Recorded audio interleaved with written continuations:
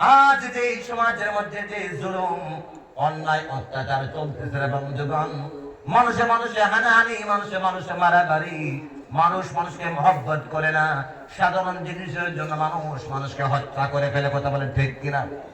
আমার বন্ধুগণ, একমাত্র মুহাম্মদ আরবি বিশ্বনবী মুহাম্মদুর রাসূলুল্লাহ সাল্লাল্লাহু আলাইহি সাল্লাম পৃথিবীতে আসলেন।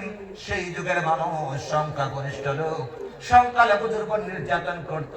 আল্লাহর নবী আসলেন কোরআন দিয়ে মানুষের মধ্যে হিউম্যানিটি, মানুষের মধ্যে রেখে মানুষত্ববোধ জাগিয়েছিলেন। জাগার কারণে সমস্ত পৃথিবী ভ্রাতৃত্ববোধ সমস্ত পৃথিবীতে জাগানো হয়েছিল। বলুন সুবহানাল্লাহ। আজ আমরা কোরআন থেকে দূরে থাকার কারণে, আজ দিন থেকে ধর্ম থেকে আমরা দূরে থাকার কারণে আজ গোটা পৃথিবীর দিকে তাকায় দেখাই যেটাই সংখ্যালঘু সেটাই নির্যাতন আছে না নাই? আছে না নাই? এই কারণে বন্ধু, ইসলাম কোন সময় মানুষকে নির্যাতন শেখায় না। এই যে বলেছিলাম বাংলাদেশের দীপু দাসকে ইসলামের নাম দিয়ে যারা হত্যা করেছে বন্ধু, ইসলাম কি শিখাইছে? ইসলাম শেখায় আল্লাহর নবী বিশ্ব নবী মুহাম্মদ রাসূলুল্লাহ সাল্লাল্লাহু আলাইহি ওয়াসাল্লাম মসজিদে নববীর মধ্যে বয়ান দিচ্ছিলেন। একজন ইহুদি মানুষ মসজিদে প্রবেশ করে নবীদের কলার চেপে ধরলো। সাহাবায়ে কেরাম দাঁড়িয়ে গেলেন। এত সাহস! আমাদের সামনে আমাদের নবীদের কলার চেপে ধরে দাঁড়িয়ে গেলেন। নবী বললাম, না, তোমরা ওকে কিচ্ছু করো না, আমি ওর কাছে ঋণী, ও আমার কাছে পাওনা, যাক তার পাওনা মিটিয়ে দাও। ইহুদি বলা ওঠে, আল্লাহর নবী, আমি আপনার কাছে পাওনা নিতে আসি নাই, আমি আপনাকে পরীক্ষা করতে এসেছি। আপনাকে বলা হয় রাহমাতুল লিল আলামিন, আপনি সঠিক দয়ার নবী কিনা ওটা বোঝার জন্য আমি আপনার সাথে এমন আচরণ করেছি। আমি বুঝতে পেরেছি আপনি সাধারণ মানুষ নও, আমাকে প্রণয়া দেন। আশহাদু আল্লা ইলাহা ইল্লাল্লাহ ওয়া আশহাদু আন্না মুহাম্মাদান আবদুহু ওয়া রাসূলুহু। জোরে বলুন আল্লাহু আকবার। আমার বন্ধুগণ, ইহুদি বিশ্ব নবীজিকে আক্রমণ করলো আর আল্লাহর নবীকে মাফ করলেন না আক্রমণের জবাব দিলেন? কথা বললেন, কি করলেন? কি বলে? মাফ করলেন। মাফ করলেন। এটাই হচ্ছে ইসলামের আদর্শ। আর ওদিকে বাংলাদেশী তারা হয়তো ভিন্ন কারণে এই কাজ করেছে, কিন্তু সেই কারণে আমরা আমাদের ইসলামের নামটা জড়ানোর কারণে আমরা অনেক লজ্জিত আজকে গোটা পৃথিবীর মধ্যে। আমার বন্ধুগণ, শুধু কি তাই? একজন ইহুদি মহিলা বিশ্ব নবীজি যেই রাস্তা দিয়ে যাতায়াত করতেন, প্রতিদিন ওই রাস্তার মধ্যে কাঁটা বিছাইয়া রাখতো, আল্লাহর নবীকে কষ্ট দিত। নবীজি কষ্ট পেয়ে পেয়ে যাতায়াত করতেন। একদিন দেখা যায় আর ওই রাস্তার মধ্যে কাঁটা বিছানো নাই। নবীজি মনে মনে ভাবলেন, আজ এই মহিলাটার কি হলো? প্রতিদিন আমাকে কষ্ট দিত, আজ কেউ আর কাঁটা বিছাইল না। আল্লাহর নবী চলে গেলেন, ওর বাড়িতে খোঁজ খবর করলেন, গিয়ে দেখলেন অসুস্থ, চিকিৎসার ব্যবস্থা করলেন। ওই মহিলা মনে মনে লজ্জা পাইল, মনে মনে ভাবলো, আরে যে মানুষটাকে প্রতিদিন আমি কষ্ট দিতাম, যে মানুষটাকে প্রতিদিন আমি কষ্ট দিতাম, ওই মানুষটা আজকে আমার খোঁজ খবর করলো, বাড়িতে আসলো, আমার চিকিৎসার ব্যবস্থা করলো। এই সাধারণ মানুষটার সঙ্গে সঙ্গে কলমা পড়ে মুসলমান হয়ে গেল। বলেন সুবহানাল্লাহ। এটাই হচ্ছে বিশ্ব নবীদের আদর্শ, বিশ্ব নবীদের এটাই হচ্ছে সিস্টেম, যে তোমাকে আক্রমণ করেও তোমা না করে মাফ করো। আমার বন্ধুগণ, আজ গোটা পৃথিবীর মধ্যে যদি দেখান, দেখবেন এক ধরনের মানুষ কিন্তু মজলুমের শিকার আছে না নাই? মজলুমের শিকার আছে না নাই? কিন্তু বন্ধুগণ, উত্থান পতন সমাজের নিয়ম, উত্থান পতন সমাজের নিয়ম। দিনের পরে রাত আসে, রাতের পরে দিন আসে, এটাই হচ্ছে সমাজের নিয়ম। ধৈর্য ধরে থাকবেন, দেখবেন আল্লাহ রাব্বুল আলামিন সদা সর্বদা ন্যায়পন্থী মানুষের সাথে, মুসলিমের সাথে আছেন না নাই? আছেন না নাই? এবং শুধু আল্লাহ নয়, গোটা পৃথিবীর মানুষ ন্যায়পন্থী মানুষের সাথে সর্বদা সংকটে আছে না নাই? সংক্ষিপ্ত কারণে, সংক্ষিপ্ত সময়ের জন্য হয়তো সংক্ষিপ্ত সময়ের জন্য হয়তো মানুষ চুপ থাকে, তবে মানুষের ভেতরে এখনো লিগ্যালিটি, হিউম্যানিটি, মানুষত্ববোধ আছে না নাই? না থাকলে ওই হিন্দু ভাইগুলা ট্রেনের কামরার ভিতরে আমাকে চা খাওয়াইলো কেন? কারণ ধর্মই মানুষকে ভালোবাসতে শেখায়, ধর্মই মানুষকে মহব্বত করতে শেখায়, কোন ধর্ম মানুষকে ঘৃণা করতে শেখায় না। এই কারণে আমার যে সমস্ত ধর্ম বিবাস আমার ভাই বন্ধু আছেন মাইকের মাধ্যমে আমার কথাগুলো শুনতেছেন, আজ পৃথিবীর মধ্যে অভাব একটা হিউম্যানিটি, একটা ভালো মানুষের বড় অভাব, ধর্মভিত্তিক মানুষের বড় অভাব। প্রত্যেক ধর্মের মানুষকে আমি শফিকুর রহমান আহ্বান করতেছি, প্রত্যেক ধর্মের মানুষ আজ আমরা প্রত্যেকে অরিজিনাল ধর্ম পালনে আমার প্রত্যেকের প্রতি হয়। আজ তাকে দেখেন গোটা পৃথিবীর মধ্যে স্বামী বিবেকানন্দ এমন এক মানুষ ছিলেন, স্বামী বিবেকানন্দ গোটা পৃথিবীর মানচিত্রের মধ্যে ভারতবর্ষের মা এমন বানিয়েছিলেন। স্বামী বিবেকানন্দ একজন স্বামী ছিলেন, স্বামী থাকার পরে উনি দেশের জন্য মানুষের জন্য কি কাজ করেছেন, এমন লেকচার দিয়েছেন, এমন লেকচারটা আমাদের পৃথিবীর জমিনে অমর হয়ে রয়েছে। স্বামী বিবেকানন্দ মানুষের কাজ করেছেন, কারণ ধর্মই মানুষকে মানুষের কাজ করতে শেখায়। কথা বলেন ঠিক না বেশি? এই করে প্রত্যেক ধর্মের মানুষকে আমি অরিজিনাল ধর্ম পালন করার ব্যাপারে আহ্বান করতেছি। বন্ধুগণ, আজ গোটা পৃথিবীর মধ্যে মানুষের হওয়ার খুবই দরকার, ধর্মভিত্তিক জীবন গড়ার অত্যন্ত দরকার। কারণ আধুনিক শিক্ষা প্রত্যেক মা সন্তানকে শিক্ষা দেয়, তোমার যখন মা বাপ বয়স্ক হয়ে যায়, বয়স্ক মা বাপকে বৃদ্ধাশ্রমে পাঠাও। কোথাও পাঠাও? কথা বলেন। আধুনিক শিক্ষা প্রত্যেক ধর্মের মানুষকে শিক্ষা দেয়, বৃদ্ধ মা বাপকে বৃদ্ধাশ্রমে পাঠাও, সেখানে তার ভালো উন্নত তার জীবন যাপনের ব্যবস্থা আছে। কিন্তু একমাত্র প্রত্যেক ধর্ম, যেমন কোরআন এবং অন্য ধর্ম, মানুষকে বলে তোমার মা, কোরআন বলে তোমার মা বাপ তোমার কাছে হচ্ছে মাতার মুকুট, তাকে তুমি মাতার মুকুট বানাও। আর অন্য ধর্মের মানুষও বলে তোমার মা বাবার খেদমত তুমি করো, তুমি তাদেরকে ভালোবাসো। আমার বন্ধুগণ, কারণ ধর্মই মানুষকে ভালোবাসতে শেখায়। এই কারণে আমার বন্ধুগণ, এই বাচ্চারা ওটা বসা করো না। এই কারণে আমার বন্ধুগণ যারা আছেন এখানে, প্রথমে মাদ্রাসার শুধু ছাত্ররা ছিল, এখন দেখতে পাচ্ছি নওজোয়ান থেকে শুরু করে মুরব্বী সবাই মাঠ ভর্তি হয়ে গেছেন। আমার বন্ধুগণ, আল্লাহ নবী কোরআন দিয়া এই দুনিয়ার মধ্যে অশান্তিকে শান্ত করেছিলেন। প্রথম কথা বলেছি কি বলি নাই?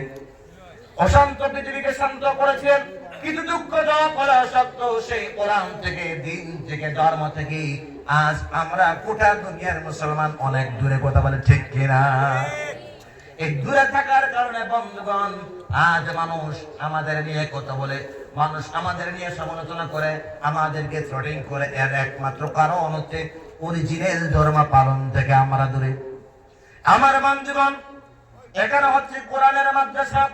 আল্লাহ রাব্বুল আলামিন, তুমি কেন কোরআন থেকে দূরে থাকবি? আল্লাহ এত নিয়ামতপূর্ণ একটা কিতাব তোমাকে দিয়েছেন। প্রায় সময় প্রায় জায়গায় বলি, এই দুনিয়াতে আধুনিক শিক্ষার নাম করে তারা বলে এই কোরআন শুধুমাত্র একটা ধর্মীয় কিতাব। বলে কি বলে না? একদল বলে এই কোরআন হচ্ছে একটা ধর্মীয় কিতাব, এটা আধুনিক কোনো গ্রন্থ নয়। আমি আপনাদেরকে বলি ভাই, যারাই বলে কোরআন আধুনিক নয়, তাদেরকে চ্যালেঞ্জ করে বলছি, কোরআনুল কারীম হচ্ছে এমন একটা আধুনিক কিতাব, সর্বকালের সর্বযুগের বিশ্ব সেরা আধুনিক কিতাব হচ্ছে সর্বকালের জন্য আল কোরআনুল কারীম। বলেন সুবহানাল্লাহ। বাল হুয়া কুরআনুম মাজিদ ফি লাউহিন মাহফুজ। এটা হচ্ছে সেই কোরআনুল মাজিদ, আধুনিক কিতাব। কোরআনুল মাজিদ, কোরআনুল জাদীদ। এই কোরআন হচ্ছে আধুনিক কিতাব, জাদীদ কিতাব, মাজিদ কিতাব, সর্বকালের সর্বযুগের বিশ্ব সেরা সর্বশ্রেষ্ঠ কোরআন হচ্ছে আধুনিক কিতাব, হচ্ছে আল কোরআন। বলে সুবহানাল্লাহ। আজ যারা বলে কোরআন শুধু ধর্মগ্রন্থ, আরে ভাই তোমরা যারা শুধু বলছো কোরআন শুধু আমাদের মধ্যে থেকে একদল বলে, আমি অন্য ধর্মের কথা বলছি না, মুসলমানদের মধ্যে থেকে একদল বলে কোরআন একটা আধুনিক কিতাব নয়।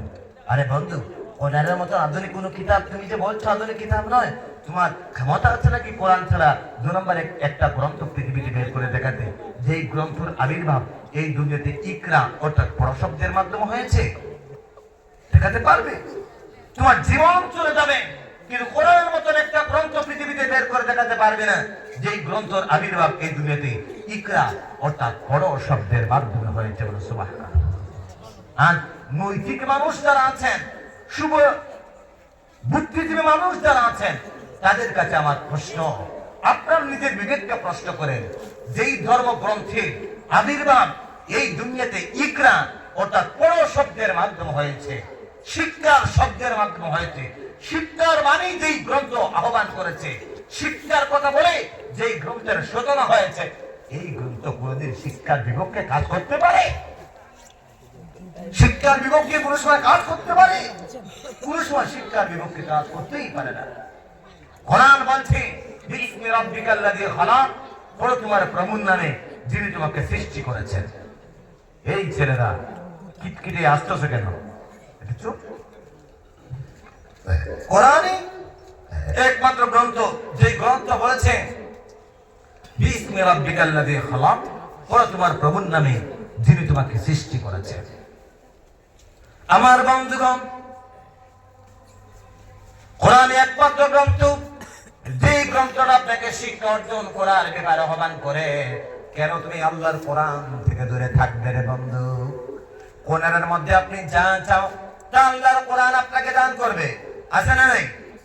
হে বন্ধুগণ, দুনিয়ার অন্য গ্রন্থের মধ্যে জীবনের আংশিক দিক পাবেন, একালের কথা পাবেন, পরকালের আংশিক কথা পাবেন, কিন্তু আল্লাহর কোরআনের মধ্যে যদি খুঁজেন আপনার শফিকুর রহমানের জীবনের শুরু থেকে শেষ পর্যন্ত, শুধু আপনার জীবনের শুরু থেকে শেষ নয়, এই পৃথিবীর শুরু থেকে শেষ পর্যন্ত, পৃথিবীর শুরু থেকে শেষ নয়, এই গোটা দুনিয়ার শুরু থেকে শেষ পর্যন্ত, আপনার আমার জীবনের শেষ পর্যন্ত, কবর পর্যন্ত, হাসর পর্যন্ত, জান্নাত পর্যন্ত, জাহান্নাম পর্যন্ত আলোকপাত আল্লাহ তাআলা যে গ্রন্থটার মধ্যে করে দিয়েছেন, ওই গ্রন্থটার নাম কি? জুড়ে চেল্লায় বলেন, আর অস্ত বলেন, এই গ্রন্থটার নাম কি? কোরআন। আমার বান্দরবান, কোরআনকে যদি প্রশ্ন করে, ও কোরআন, এই দুনিয়াতে তুমি কখন নাযিল হয়েছ? কোরআন সঙ্গে সঙ্গে আপনাকে উত্তর দিবে। অন্য কোন গ্রন্থকে প্রশ্ন করলে, গ্রন্থ কখন তুমি পৃথিবীতে আসছো, কোন গ্রন্থের মধ্যে ভালোভাবে কোন উত্তর নাই। কিন্তু কোরআনকে যদি প্রশ্ন করেন, ও কোরআন, এই পৃথিবীতে কখন তুমি এসেছো, কোরআন সঙ্গে সঙ্গে উত্তর দিবে, ইন্না আনজালনাহু ফি লাইলাতিল কদর ওয়া মা আদরাকা মা লাইলাতুল কদর লাইলাতুল কদরি খায়রুম মিন আলফি শাহর। জুড়ে বলুন আল্লাহু আকবার। কোরআন বলবে, আমি সেই মুবারক বরকতময় রাত্রিতে আমি নাযিল হয়েছি, বলেন সুবহানাল্লাহ। আর জুড়ে বলুন সুবহানাল্লাহ। বন্ধুগণ, এমন এক লজিক্যাল কিতাব এই কোরআন, যদি এই কোরআনকে প্রশ্ন করেন, ও কোরআন, বুঝলাম তুমি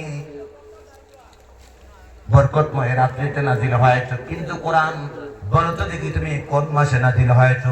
কোরআন সঙ্গে সঙ্গে এই লজিকপূর্ণ কিতাব আপনাকে উত্তর দিবে, ইন্না শাহরু রমাদানাল্লাযী উনজিলা ফীহিল কুরআন। জোরে বলুন আল্লাহু আকবার। কোরআন আপনাকে উত্তর দিবে, রমজান মাস, দুদিন করে রমজান মাস আসতেছে, এই রমজান মাস আল্লাহ তাআলা কোরআন নাযিল করেছেন, বলুন সুবহানাল্লাহ। এমন একটা লজিকপূর্ণ কিতাব, অন্য গ্রন্থকে যদি প্রশ্ন করেন, ও গ্রন্থ, বুঝলাম তুমি রমজান মাসে নাযিল হয়েছ, এর কোরআন বুঝলাম তুমি বরকতময় রাত্রিতে দুনিয়াতে নাযিল হয়েছ, কিন্তু কোরআন বলেছে দেখি এই দুনিয়াতে আসার আগে তুমি কোথায় ছিলা? এমন প্রশ্ন অন্য গ্রন্থকে করলে, অন্য গ্রন্থের কাছে কোন উত্তর আছে?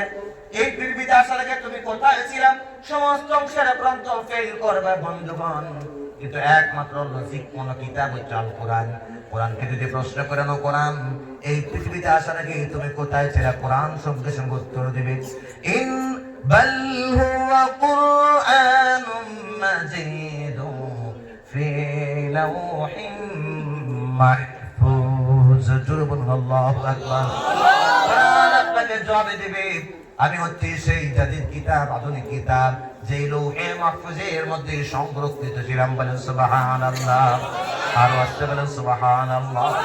আমার বন্ধুগণ, আমার ভাইয়েরা, এমন লজিকপূর্ণ কিতাব এটা, এমন লজিকপূর্ণ কিতাবটা বন্ধুগণ, এই দুনিয়াতে বিজ্ঞানী কত বিশ্ব শিক্ষিতরা, কত বিশ্ব শিক্ষিতরা কত বই রচনা করেছেন, কেন আপনি কোরআনের জীবন বিধান অনুসরণ করবেন? কোরআন মতো আপনার জীবন কেন গঠন করবেন?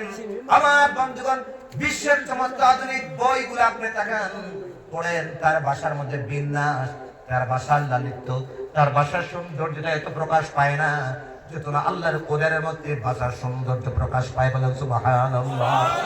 তার ভাষার বিন্যাস তাকায় দেখেন, আপনি যদি তেলাওয়াত করেন, ওয়াশ-শামসি ওয়া দুহাহা ওয়াল-কামারি ইযা তালাহা والنهار إذا جلاها আছে না নাই?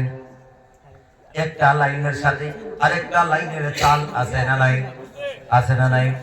অন্য আয়াতে তিলাওয়াত করেন আর রহমান আল্লামাল কুরআন খালাকাল ইনসান আল্লামাহুল বায়ান আছে না নাই? একটা আয়াতের সাথে আরেকটা আয়াতের তাল আছে না নাই? ও বন্ধুগণ, অন্য গ্রন্থ পড়লে আপনার ভাষার বিন্যাসে তো আপনি পাবেন না, পংক্তি মিলে তো পাবেন না, কিন্তু আল্লাহর কোরআন যে কোনো সূরা যদি তিলাওয়াত করেন একটা আয়াতের সাথে আরেকটা আয়াতের তাল আছে না নাই? অন্য বই পড়লে একবার পড়লে খারাপ লেগে যায়, একটু পড়লে বুরা লেগে যায়, কিন্তু আল্লাহর কোরআন যদি তিলাওয়াত করেন শুধু পড়তেই থাকেন খারাপ লাগে নাকি? বারবার শুধু পড়তে বলতে থাকে আছে না নাই? আছে না নাই? বন্ধুগণ, আপনি অন্য কোন গ্রন্থ যদি পড়েন আপনার সওয়াব নাই, কিন্তু আল্লাহর কোরআন যদি পড়েন এই কোরআন তিলাওয়াত করলেও সওয়াব, শুনলেও সওয়াব, সহযোগিতা করলেও সওয়াব পাওয়া যায়। বলে সুবহানাল্লাহ, আর বলে সুবহানাল্লাহ।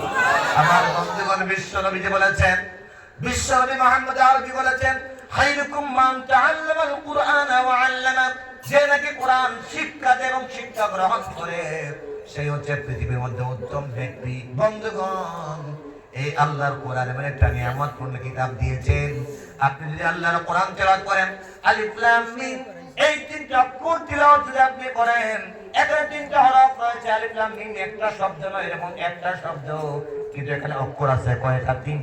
তিনটা অক্ষর আপনি তেলাওয়াত করলে 30টা নাকি আমলনামায় চলে আসে। বলুন সুবহানাল্লাহ, আর জোরে বলুন সুবহানাল্লাহ। তিলাওয়াত করবে সেই তো সব পাবে, পাশাপাশি সভাপতি সাহেব যদি শুনেন উনিও সব পাইতে থাকেন। বলেন সুবহানাল্লাহ। আপনি ওই জায়গা থেকে এই কোরআন তিলাওয়াতের জন্য যদি 5টা টাকা দিয়ে যদি সহযোগিতা করেন, অথবা সময় করে মোমবাতি জ্বালিয়ে আলো জ্বালিয়ে অন্ধকারকে আলোকিত করে পড়ার সুযোগ করে দিলেন, ওইখানে দেওয়ার কারণে উনি তিলাওয়াত করে যত সওয়াব পাইলেন, শুনে যত সওয়াব পাইলেন, আমি শফিকুর রহমান তিলাওয়াত করে আর আপনি সহযোগিতা করাও সমান সওয়াব পাইলেন। বলেন সুবহানাল্লাহ। এমন কোনো বড় বরকতপূর্ণ কিতাব আছে নাকি? আছে নাকি? হ্যাঁ বন্ধু, এই এত বড় চওড়া চ্যাপ্টার একটা গ্রন্থ পৃথিবীতে অনেক আছে না নাই? হ্যাঁ আমার বন্ধুগণ, এই যে ছোট্ট ছোট্ট বাচ্চারা, প্রতিদিন আমার একটা ভাগিনা মাত্র 8 বছর বয়স, 8 বছর বয়সে আপনার কোরআনুল কারীম শুরু থেকে শেষ পর্যন্ত কণ্ঠস্থ করে ফেলে। সুবহানাল্লাহ। পৃথিবীর মধ্যে বিশ্বের বড় বড় বিজ্ঞানী আছে না নাই? একটা মানুষ আপনি বের করে দেখান দুনিয়ার এত বড় একটা বই যার শুরু থেকে শেষ পর্যন্ত মুখস্থ বলতে পারে, এমন একটা মানুষ বিশ্বের জমিনে আপনি এত বড় বই মুখস্থ বলতে পারে দেখাতে পারবেন না, নির্ভুল বলতে পারবে না, কোথাও না কোথাও বলতে পারে। কিন্তু ছোট্ট থেকে ছোট্ট বাচ্চারা যদি আল্লাহর কোরআন কণ্ঠস্থ করে ফেলে, তার শুরু থেকে শেষ পর্যন্ত নির্ভুল আকারে ঘর ঘর করে বলতে পারে। বলেন সুবহানাল্লাহ। আমার বন্ধুরা, আমার ভাইয়েরা, বিশ্ব নবী বলেছেন যে ঘরের মধ্যে আল্লাহর কোরআন তিলাওয়াত হয় না সেই ঘরটা হচ্ছে মুর্দা ঘরের সমতুল্য, আর যে ঘরের মধ্যে আল্লাহর কোরআন তিলাওয়াত হয় সেই ঘরের মধ্যে আল্লাহ সকিনার রহমত বর্ষিত করতে থাকেন। বলেন সুবহানাল্লাহ, আর জোরে বলেন সুবহানাল্লাহ। আমার বন্ধুগণ, বিশ্বাস করবেন এমন আধুনিক পৃথিবীর মধ্যে আমরা চলে আসছি রে বন্ধু। আজ আমার ঘর তো দূরের কথা, আমার এলাকার মধ্যে অনেক জায়গা, আমি আমার কথা বলছি না, ঢাকায় থেকে প্রত্যেকের এলাকার মধ্যে আগে প্রত্যেক ঘরের মধ্যে বাচ্চারা কোরআন কারীমের তিলাওয়াত করতো, ফজরের পরেও করতো, মাগরিবের পরেও করতো, কিন্তু আজকে মোবাইলটা বাড়ানোর কারণে, মোবাইলটা পাওয়ার কারণে মানুষ তিলাওয়াত থেকে সবচেয়ে বেশি দূরে চলে গেছে। কথা বলেন ঠিক কিনা? দিন যায়, রাত যায়, সপ্তাহ যায়, বছর যায়, তিলাওয়াত করে না। অথচ আল্লাহ রাসূল বলেছেন কোরআন তিলাওয়াতবিহীন ঘরটা হচ্ছে শূন্য ঘরের মতো, যেই ঘরের মধ্যে কোরআন তিলাওয়াত হয় না সেই ঘরের মধ্যে ভূত পেরে তার আসর করে রহমত বর্ষিত হয় না। আর যে ঘরের মধ্যে আল্লাহর কোরআন তিলাওয়াত হয় সেই ঘরের মধ্যে রহমত বরকত নাযিল করে দেন কে? আল্লাহ। বলেন কে করে দেন? আল্লাহ। আমার বন্ধুগণ, এই কারণে এই মিফতাহুল উলুম মাদ্রাসার এলাকার মানুষ আমার দিকে সবাই খেয়াল করেন। মিফতাহুল এলাকার মানুষেরা জোড়হাত করে মুসাফির মানুষ আপনাদের কাছে বলছি রে বন্ধু, আমাদের থেকে আপনারা অনেক কষ্টে আছেন। আজ গোটা পৃথিবীর মধ্যে একটা চক্রান্ত চলতেছে, কেমনে মানুষকে কোরআন থেকে, দিন থেকে, ধর্ম থেকে দূরে সরানো যায়। কেমনে কোরআন, ওই যে ওদিকে থাক, আপনার সবাই যদি ওদিকে থাকান তিনি তো আমার আলোচনা শেষ। মেইন বিষয় যখন ভাই আনতেছি, আমার আলোচনা এখনো সামনে রয়েছে। বলছি না আজকে কয়টা পর্যন্ত আলোচনা চলবে? কয়টা পর্যন্ত আলোচনা এখনো সামনে রয়েছে। এখন আপনারা সুযোগ যদি দেন আর আমার সবকিছু মিলে যদি হয়ে যায়, 7টা তো বেজে গেছে, মাত্র 20 মিনিট বাকি আছে। এখন যদি আপনারা ওলট পালট করেন তাহলে তো আলোচনা লম্বা হয়ে যাবে, বুঝতে পারছেন? আলোচনা না করে ওদিকে থাকার, বুঝতে পারছেন? আমার দিকে থাকার। আর কেউ এদিক সেদিক করবেন? এদিক সেদিক করবেন? আমার বন্ধুগণ ভালো করে শোনান, যে কোরআনের জন্য আল্লাহ দুনিয়াকে সৃষ্টি করলেন, আখিরাত সৃষ্টি করলেন, যে কোরআন এত বড় নিয়ামত পূর্ণ কিতাব আমাদেরকে দিলেন, যে কোরআনের মাধ্যমে আল্লাহ রাসূল সাল্লাল্লাহু আলাইহি ওয়াসাল্লাম বিশ্বকে শান্ত করেছেন, যে কোরআনের মাধ্যমে আল্লাহ রাসূল সাল্লাল্লাহু আলাইহি ওয়াসাল্লাম উশৃঙ্খল পৃথিবীকে শৃঙ্খলার আওতাভুক্ত করেছেন, সেই কোরআন থেকে আজকে আমরা দূরে না কাছে? জোরে বলে কাছে না দূরে? সমস্ত দুনিয়াব্যাপী শুরু হয়ে যাচ্ছে, সমস্ত দুনিয়াব্যাপী শুরু হয়ে যাচ্ছে। কেমনে কোরআন থেকে মানুষকে দূরে সরানো যায়? বিশ্বাস করবেন না বন্ধু, এই যে মাদ্রাসায় কাছে হুজুরেরা আছেন, কত কষ্ট করে একটা মাহফিল তৈরি করতে হয়, একটা মাদ্রাসা চালাইতে গিয়া কত কষ্ট করতে হয়, একমাত্র হুজুর ছাড়া, মাদ্রাসার কমিটির মানুষ ছাড়া আর কেউ বুঝতে জানে না। কথা বলেন ঠিক কিনা? আমার ভাইরা, এই যে ছোট্ট ছোট্ট শিশুরা মাদ্রাসায় পড়াশোনা করে, দেখবেন রে ভাই, আমারও যে একটা মাদ্রাসায় একটা ছেলে পড়াশোনা করে, আপনাদের আছেন বন্ধু, বছরে মাত্র 2টা ছুটি, 2 ঈদের সময় প্রতি মাসে আমাকে 7 থেকে 8,000 টাকা তার পিছনে খরচ করতে হয়, মাদ্রাসার ফিস দিতে হয় 5,000 টাকা। অত্যন্ত কষ্ট হয় আমার তাকে চালাইতে, কিন্তু এরপরও আল্লাহর কোরআনের জন্য আমি মাদ্রাসার দিকে চেয়ে আছি। আল্লাহ যেন আমার ছেলেটাকে হাফিজ বানিয়ে দেন, বলে না আমিন? আরো জোরে বলে না আমিন? প্রতি মাসে ইমামতি করে 10-12,000 টাকা ছেলেদের, বাচ্চাদের পড়াশোনার ক্ষেত্রে খরচ করে অত্যন্ত কষ্ট, কিন্তু এরপর আমি চালিয়ে যাচ্ছি একমাত্র কোরআনকে, দিনকে মহব্বত করে। আল্লাহ যেন আমাকে সাকসেস করেন, বলে না আমিন? আমার বন্ধুগণ, আমার ছেলেটা বাইরে থাকে, বিশ্বাস করবেন ছেলেটার কথা যখন মনে হয়ে যায়, মনে বড় কষ্ট লাগে, মনে মনে মাঝে মাঝে মনে হয় পাখির মতো ছেলের কাছে উড়ে যাই। পাখি যদি হইতাম ছেলের কাছে উড়ে যাইতাম। যেটার জন্য মনটা কাজে, ছেলেটার তেমনি তো মায়ের জন্য, বাবার জন্য মন কি কাজে না? অবশ্যই মন কাজে, কিন্তু এরপরও একমাত্র কোরআনকে মহব্বত করে, দিনকে মহব্বত করে, দিনের পর দিন, রাতের পর রাত মাদ্রাসায় তাকে। কথা বলে ঠিক কিনা? আমিও তো একদিন মাদ্রাসায় পড়েছি, আপনাদের বদরপুর আল জামিয়াতে আমি টাইটেল দিয়েছি।